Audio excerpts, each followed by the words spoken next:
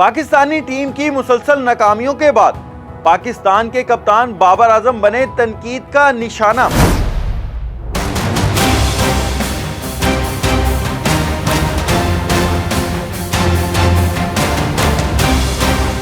ऐसे में साथी क्रिकेटर्स अपने कप्तान के दिफा में सामने आ गए। कराची टेस्ट की शिकस्त के बाद इंग्लैंड टीम पाकिस्तान को पाकिस्तान में टेस्ट सीरीज में व्हाइट वॉश करने वाली पहली टीम बन गई। इस बदतरीन शिकस्त पर मुख्तलिफ क्रिकेट के हलकों में कौमी टीम के कप्तान पर सख्त तनकीद की जा रही है।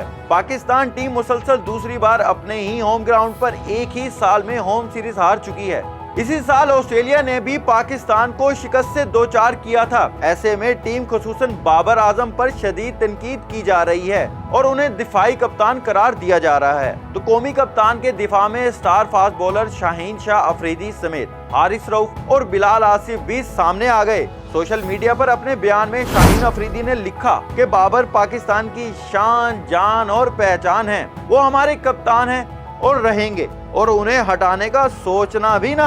हारिस रऊफ ने भी नाक़दीन को आड़े हाथों लिया और साफ बता दिया कि बाबर के अलावा कुछ और सोचना भी मना है।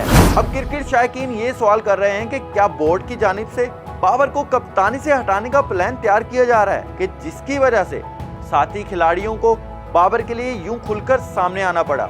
लेकिन मायूस शायकीन का कहना है कप्तान कोई भी हो, बस पाकिस्तान को एक बार फिर जीत के ट्रैक पर चलाने और मुस्बत हिकमत अमली अपनाने की अशद जरूरत है।